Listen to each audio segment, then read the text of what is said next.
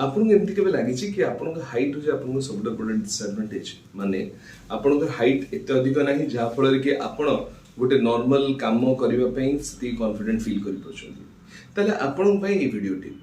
height increasing surgery गोटे माने गोटे मेडिकल प्रोसीजर आजिकल धीरे धीरे डेवलप होइछि जोटा फल रे कि आपन निजर हाइट को टिके बढ़ाई दे पारिबे 1950 मसीह जिते द्वितीय विश्वयुद्ध सरला से पोस्ट वर्ल्ड वार जो मान समस्त जो सोल्जर मैंने घर को फेरुले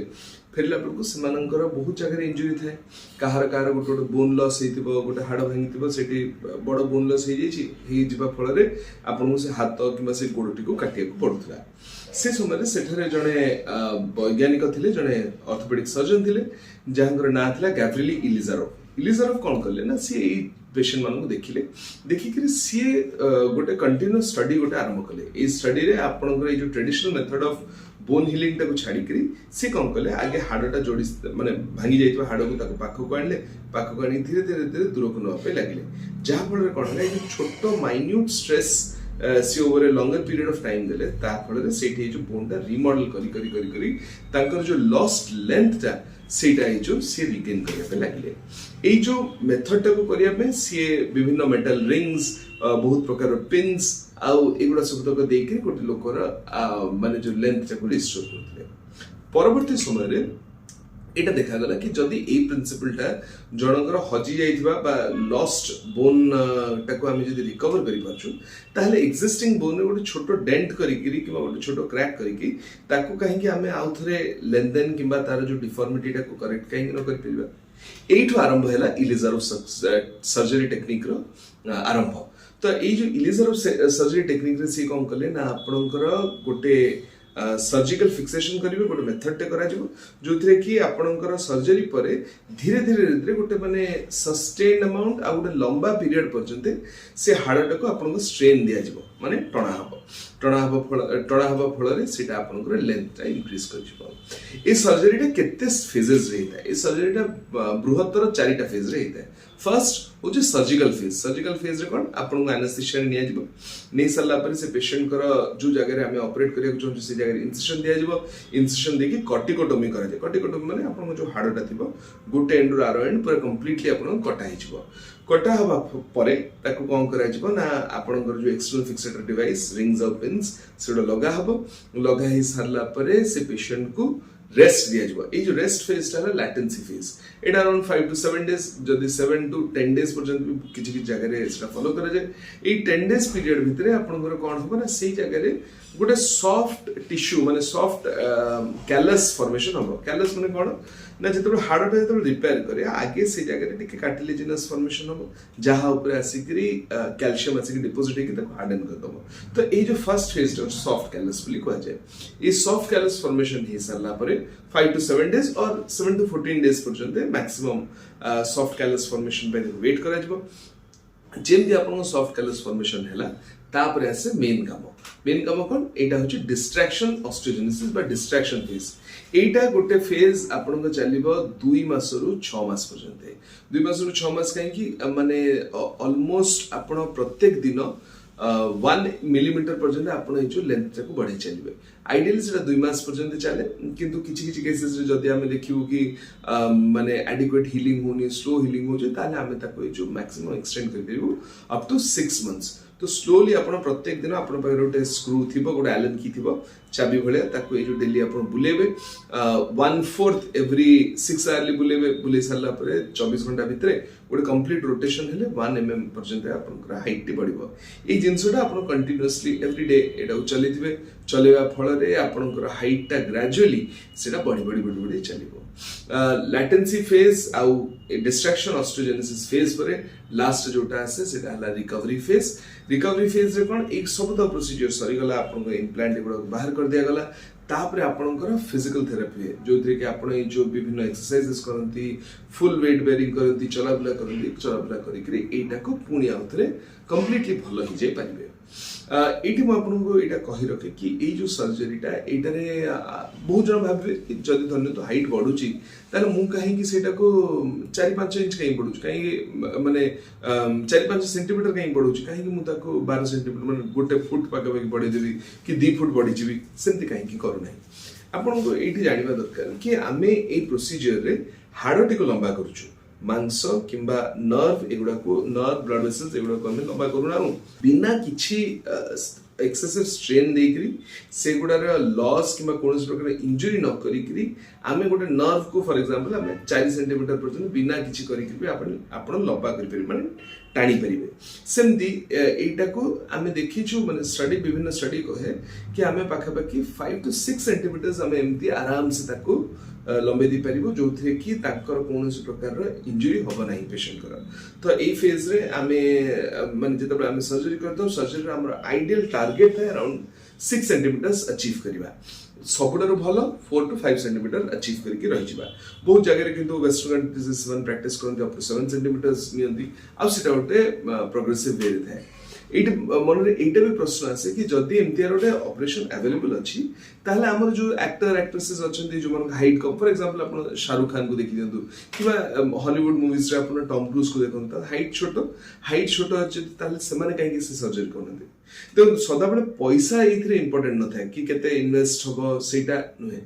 या ପାଇଁ ଗୋଟେ जो बड़ टाइम रो आपनकर आवश्यकता अछि आ ଗୋଟେ लंबा ड्यूरेशन पर्यंत आपनको रिहैब रे जिबार अछि जदी ଗୋଟେ एक्टर सेति की टाइम और सेति की समय रे रिहैबिलिटेशन ପାଇଁ टाइम दोउची ताहले तांकर करियर ऊपर सेटा ଗୋଟେ बहुत बड़ बहुत नेगेटिवली प्रभाव पकि पारे सेति मे भी बहुत जण एक्टर्स जिबा पे चाहतेनी आहुरी एमती किछि एक्टर्स अछन हॉलीवुड रे जो मन समस्त इनकर सर्जरी करिसनी करि साला पर से माने कोहंती नाही आमे एग्जैक्टली कहि परिबुनी कि को माने करछन किंतु लागे कि एमानकर हाइट टा गोटे छोटो टाइम भितरे बहुत अधिक लंबी जेमती जेमती कि जो बहुत जण कहंती कि जस्टिन बीबर ए सर्जरी करिसनी आ कि कहंती जणे रस बोली अछंती एक्टर सीए ए भलिया सर्जरी करिसनी बोली माने धारणा अछि लोक मानकर भी कथा अछि कि सेटा एग्जैक्टली हमें कहि परिबो नाही एथिरे कॉम्प्लिकेशन कोन हुए देखंतु जेहेतु गोटे पिन ट्रैक गोटे बनिछि बाहर सहित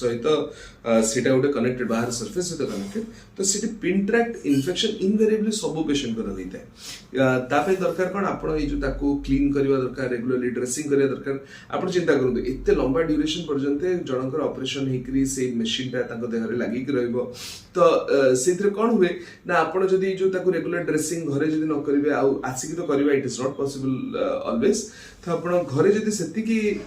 ड्रेसिंग किबा सेति क्लीनलीनेस सेति हाइजीन जदी मेंटेन न करछली ताल धीरे धीरे धीरे एटा जो फेलियर मन सेटा रे इन्फेक्शन हि जिवो इन्फेक्शन फल रे कोन हुए ना बेले बेले से इन्फेक्शन जदी बोन एंड हो गला तले इन्फेक्टिव नॉन यूनियन हि जाय किबा जदी आपण एक्सेसिव टाणी देले आपण कहले कि ना आज गोटे एमएम ने तो 2 एमएम टाणी देबी कि 3 एमएम टाणी देबी से जदी जो बढ़ी गला ताहले तांको भितरे यूनियन होबाटा कमी जिवो एटा छडा कोन जदि धरनंतु आपनकर ए टाणीबा प्रोसेस रे आपण रेगुलर फॉलो अप रे जाउनांती आ ता भितर कोनोसी गोटे चेंज हे एंगल ताहले आपनकर सेटरे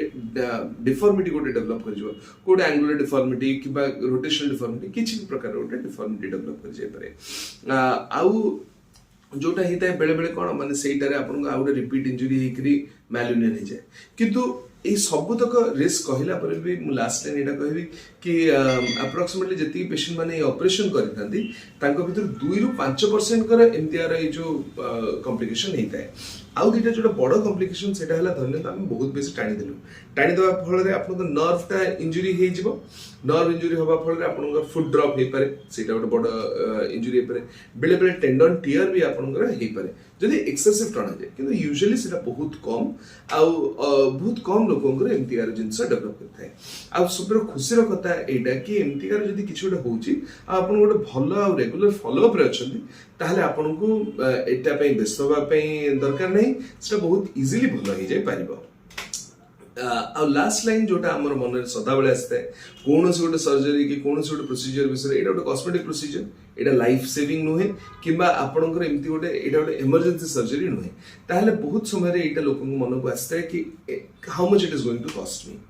इंडिया रे ए पॉइंट ऑफ टाइम रे बेंगलोर दिल्ली जो जो जगह रे एटा बहुत बहुल भाव रे करा जाउची सेठी अप्रोक्सीमेटली आपन को हॉस्पिटल चार्जेस सर्जन हॉस्पिटल ए सब तो मिसै करी आपन को अप्रोक्सीमेटली 2.5 लाख टू 5 लाख और 8 लाख पर्यंत मैक्सिमम जाय था किंतु जोटा एटार सब एक्सपेंसिव कर दिए ये सर्जरी को सेटा है गोटे लंगर रिहाबिलिटेशन पीरियड तो आपणकर 2 लाख पछे खर्च हम 2.5 लाख 3 लाख भीतर मैक्सिमम खर्च हम सर्जरी किंतु आउ 10 लाख आपन खर्च हम कंटिन्यूअस रिहाबिलिटेशन जीवारे आपन जीवे फिजियोथेरापिस्ट को प्रत्येक दिन जाइके तांको सहित जो